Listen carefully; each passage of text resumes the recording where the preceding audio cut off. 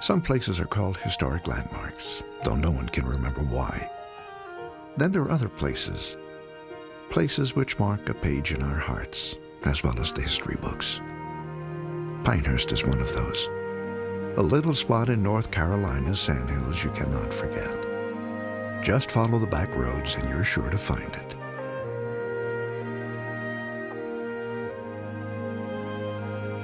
As historic landmarks go, Pinehurst is a bit unassuming, but it is far more than just a collection of quaint storefronts, porches and rockers, and fences with sun-cracked paint.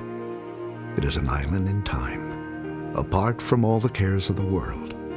The metal and concrete and cars of the city can't bother you here. It has been said that it's a spiritual place for the true believers, a state of mind. So what follows isn't meant to be the biography of a town and the people who live it. There are too many stories to tell, too many voices. But listen to the whispering longleaf pines, and you'll hear all you need to know.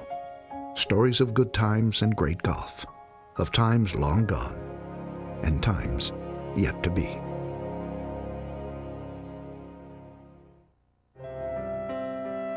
It all began in July of 1895. When James Tufts purchased 6,000 sandy acres in the middle of nowhere. He then commissioned Frederick Law Olmsted, the renowned designer of New York's Central Park, to build him a town.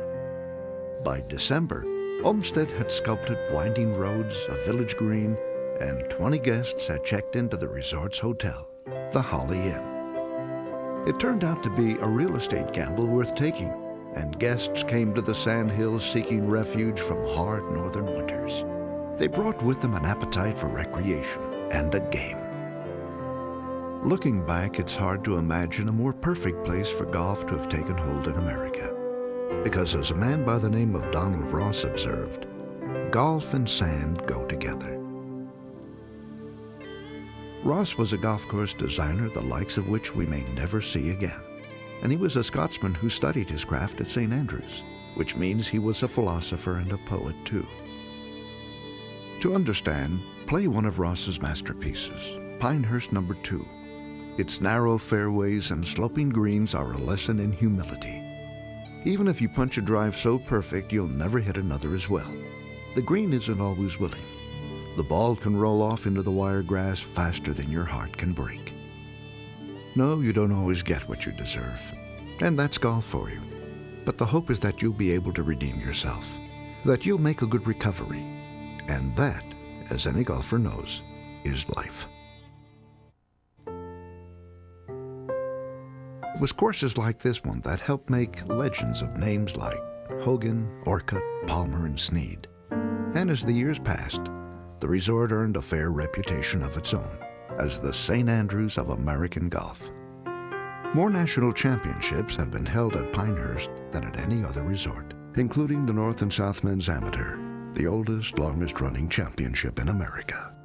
And who can forget the 1951 Ryder Cup, when the United States defeated Britain on No. 2.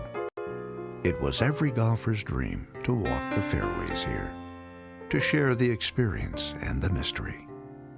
For 3 generations, the Tufts family presided over what can only be called a golden age of golf. But eras come and go, and in 1970, Pinehurst was sold.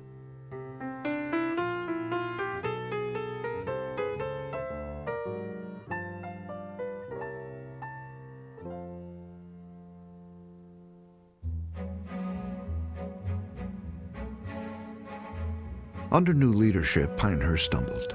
Preservation took a backseat to growth, and the traditions and charms of Pinehurst were bulldozed. No. 2 was modernized, to put it mildly.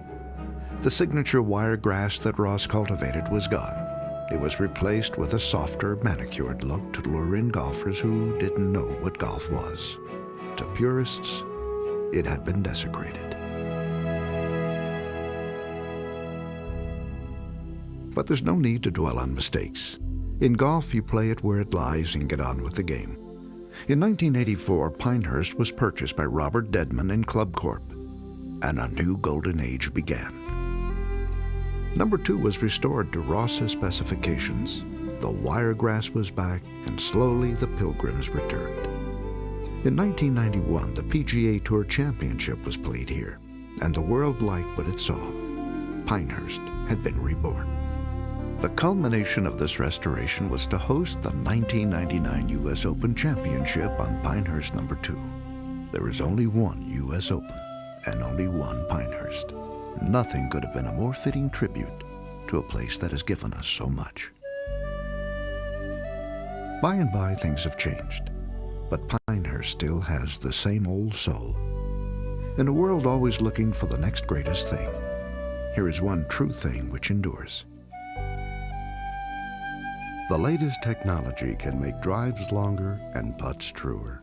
But golf is a game older than science, and there are no shortcuts to art.